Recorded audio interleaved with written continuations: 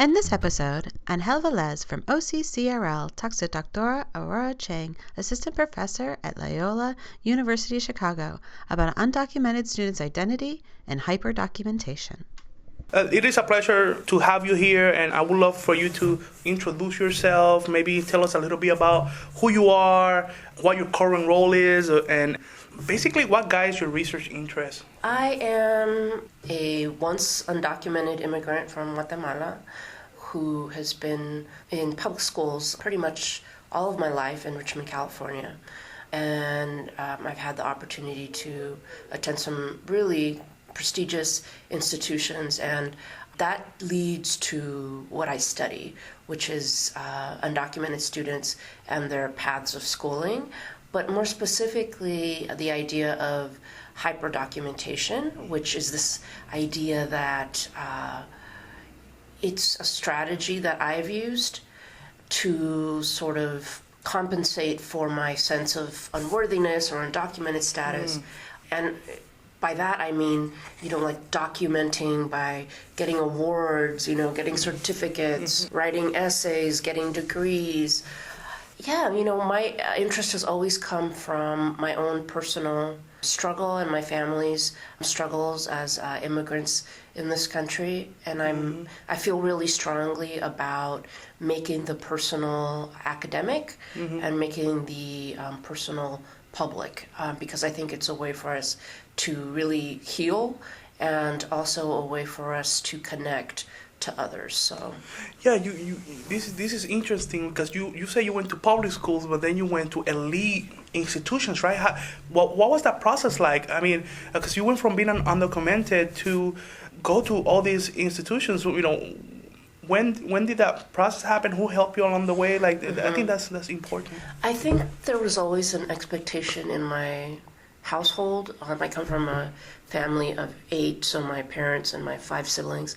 There was almost an unspoken rule that we had to get the best education possible and that we were going to have to finance it on our own.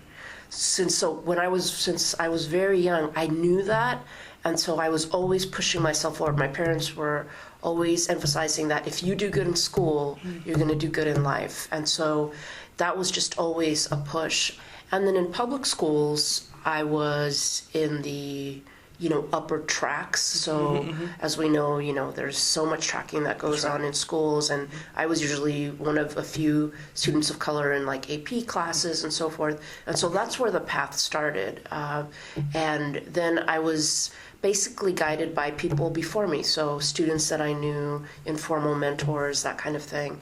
But I think it's really interesting because getting into those advanced courses, right, is sort of part of the hidden curriculum of schools, right? There's no straightforward path. It's like you have to know somebody, or you have to, they say it's open to everyone, but it really isn't. And so do they handpick people sometimes as well, or definitely? Yeah. I think too, in the schools that I went to, it was clear. There was the average track, there was the college going track, then there was the above and beyond track. I don't know, they didn't have names, but there were groups that ever since the 6th grade were traveling together, because it was a process that it was almost impossible to insert yourself halfway.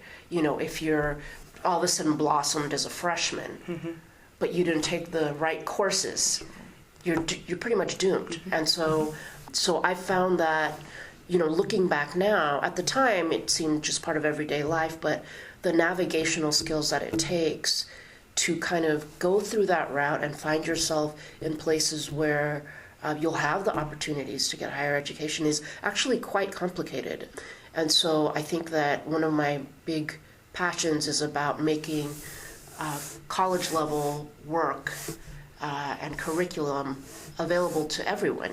We should not everyone has to go to college, but everyone should have the choice to do that, or the tools to do that. You talk about that you were one of the few persons of color in those spaces. Those experiences, do you think they led to maybe better navigation in college? Or navigating maybe white spaces, if you will? I don't know whether there's any correlation or... Absolutely. No, I think, what I've come to understand is that I've been groomed from an early age in how to navigate white spaces. Because if you're academically successful in this country and you're a person of color and you've gone to public schools, for the most part, you will have to have traveled in white spaces and successfully done that. And that takes some nuanced intelligence. And so I think that somewhat prepared me for college. However, I went to such an under-resourced school that at my high school, I was, a straight A student. I was doing really well. But then when I got to Berkeley for undergrad, I realized that the A that I got from De Anza High School was not the A from Exeter or from wherever you went. I was going to class with people who had won global competitions in writing and everything that you can think of. And so actually the first paper that I got back as an undergrad, my freshman year, I took Western Civilization, I remember, because it was a horrible choice, very difficult class. And I got my first D that I had ever gotten in my life. And the comment on this side of it was, "What high school did you go to?" Question mark. That was what my graduate assistant that was teaching the class at the time put. And so that transition really cemented my understanding of inequality, and that, wow, this is going to be a very steep learning curve for me. Right, and I know that maybe in those spaces when you were being tracked, you didn't see a lot of reflections of self, right? When you went to college and you major in English, right? How and now you do kind of Chicana feminisms, right? And you do some of this work. How did that transition from being in these white spaces to say, I want to research undocumented students. I want to research Latinos. I want to research, underrepresented communities in college, right? How did that lead to... Well, what I think what's interesting is what happened to me is, and I think this may resonate with some other folks out there, is that the more entrenched I got into white spaces, the more entrenched I got into my own cultural spaces. So I would find people that were like me. And so it wasn't that much of a transition to studying issues about my community, because when I went to Berkeley, I instantly figured out who my Latino colleagues or students were. We'd all hang out together. There was a spot on campus that's where all of the Chicano students were. And the same thing when I went to grad school, then I had my group of students of color that I hung out with. Same thing in graduate school. Although, then you start kind of opening up, it's kind of like when you think about identity development and all the things that you go through. At first I was really like, okay, I'm going to really just hang out with folks from my different backgrounds. And then as I, continued to be in education, I realized, okay, well, there's white allies that I can work with, and there's a way to more broadly reach other folks. But studying about undocumented folks really, came from my own experience of being undocumented myself. But, it's funny, I didn't really even think about that experience too much until I started my professional career. Because that was not your focus, right, while you were doing your PhD, is that correct? It was not. I was focusing on multiracial identity at the time, which is also part of my identity, but I'm still trying to figure this out. But as I look back, I wonder if I've just been avoiding thinking about being undocumented for a very long time. I haven't come to a resolution as to why it took me so long, but I think part of it too was the inspiration that I got from Dreamers, as the DREAM Act began to be introduced, and that identity sort of returned to me in this way that was very powerful. And I think it was at the intersection of this kind of dreamer activism and my own sense that I really believed that the personal should be academic. It was something I had been saying a lot in teaching teacher candidates. What do you mean by that? So what I mean by that is that we need to, and by we I mean folks that are from marginalized communities, need to not only tell our stories, but we need to write our stories. Mm-hmm. And not just write our stories, but we need to make them publicly available to people. So many people write their stories, but in private ways, in journals, in a paper maybe, in a poem. But who gets access to those stories? The testimonials, right? Exactly. Yeah. And what I've seen happen is when I put my story out there, that which I thought was my greatest struggle, pain, source of isolation, is actually my greatest point of connection with other people. Mm-hmm. And so I think that the other side to this is that much of what is published out there, especially in academia, is white stream. And we need to really change the direction of the river and have our histories, our stories, our testimonios out there, because for much of the time in American history, we either haven't been allowed to do that. I mean, really, it wasn't till very recently that some southern states even allowed literacy, like hundreds of years ago, but that's not a long time. Mm-hmm. And so what happens, for example, when we ask students to use references on their papers of only published works? Well, we're already incredibly limiting the pool of where they can draw from. And so I think one of the ways that you can really resist that is by writing your own story and connecting it to larger issues, larger policy issues, larger social issues.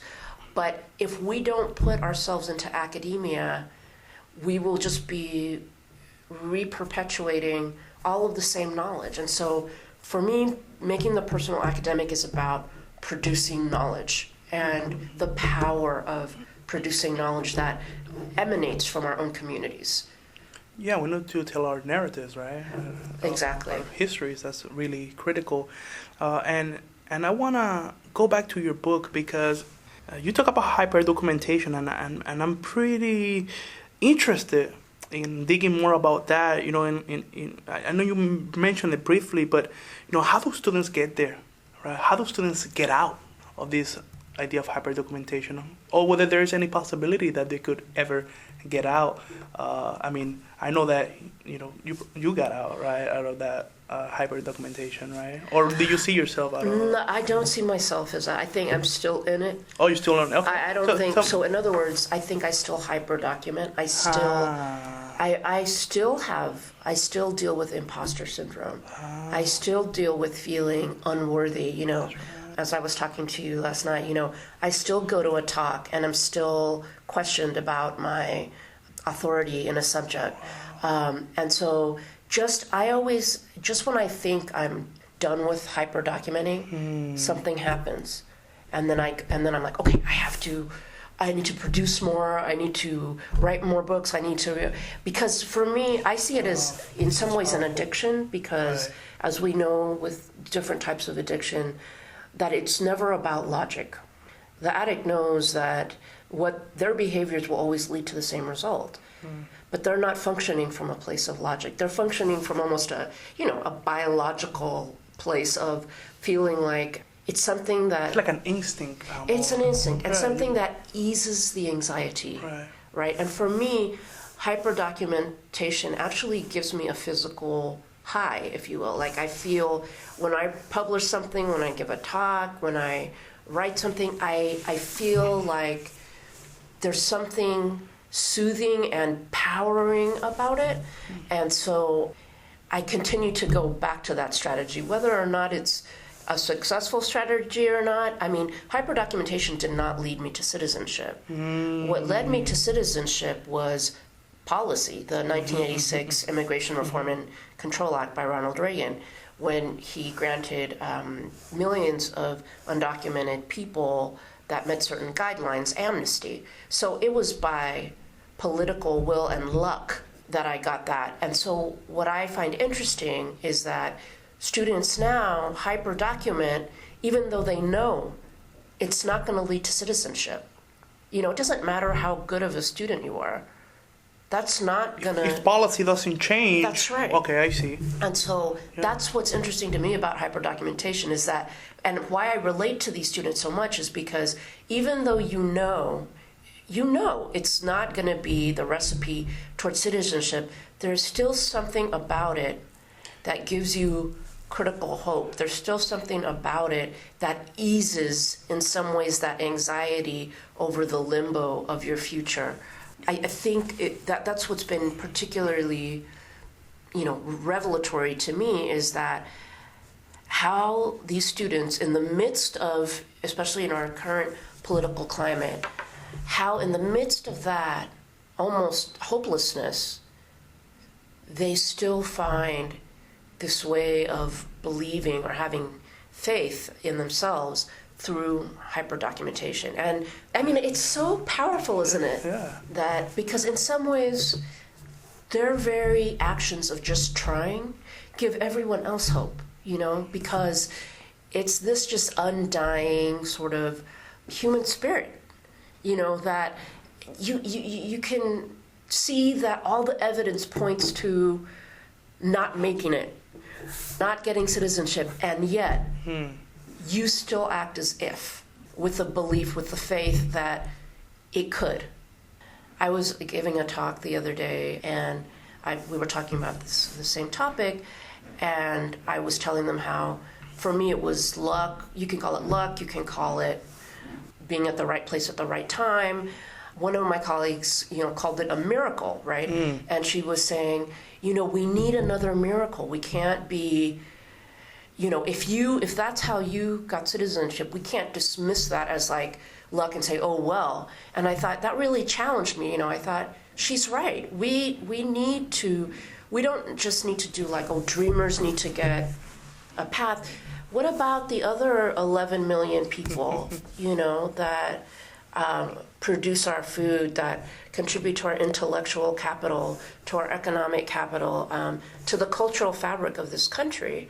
So that's a whole nother point, right? But what is very disturbing, I think, is that even the folks that perform cultural citizenship in this country that are undocumented and do it well, not even they are acceptable.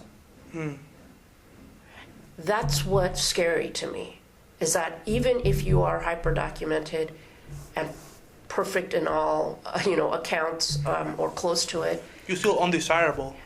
Absolutely. Or deplorable, as exactly. some people might say. Exactly. And how does this message, right, when you go to colleges and universities and give presentations, have you seen a shift in the way they perceive your message when you talk about not only undocumented students, but about students of color, about agency? Do you see, or is it just different everywhere you go? I think that, as people attend talks and things like this for different reasons. Some people attend them because they're supportive of what you're writing. Some people are there to let you know that what you're writing isn't acceptable or that they're not going to tolerate it. So I've had a very mixed bag. Generally, when you go to university campuses and stuff, I have a very receptive crowd, but I've also spoken in non-academic settings, and I think one of the things that really seems to trigger people is when I tell my own story about being undocumented and now being a professor. One of the stories I always tell is that, in order to become a citizen in this country, you have to take a citizenship test. And so one of the things that I sometimes tell audiences is that I challenge them to the citizenship test. And I bet you will do much better. Yeah. And, and that you won't be able to pass it. That's right. Things like that, people don't like that. Not everyone, but a lot of people, those kinds of messages, especially for folks that, no one's earned citizenship. You can't, if you live here and you're a citizen, you didn't earn it. it's just a circumstantial situation. You were born here, you'll get it. And yet people act as if they have earned it. Oh, I see. And so that's why I bring up that citizenship test thing, because I'm like, you're not required to do that. It's something that you're born with. And so... Especially through the naturalization process, right? Exactly. You have to go through these different stages, right? Right, different rights that's right. Passage and all of those. And one of the things that I see too is, and I'm sure you'll agree with me, is that I don't think much has changed in this country in terms of pre-Trump, post-Trump. I think what's changed is that people have felt emboldened by the current administration's ignorance, and feel that, and that is the example that we have right now. That is the top, elected official in this country.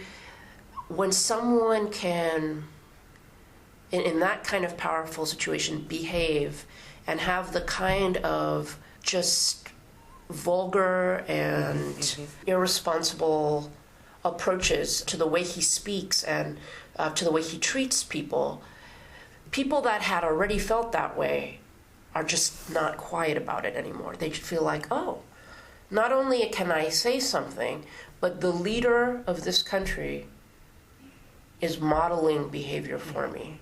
And so when I go to talks and stuff like that, I think that, there's people that are going to be vocal about what they think.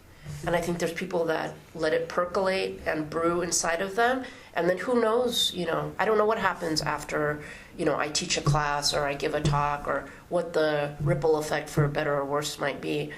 But I think like you were saying, every campus, every organization, every place I go to is different. And I've learned that the hard way, that I need to do my research before I go somewhere. Because also, you're fulfilling, I think, a need when you go and speak to a campus. You can, by figuring out, okay, why are people there and what can I give them that might meet the need for information or inspiration or motivation or whatever that might be. So.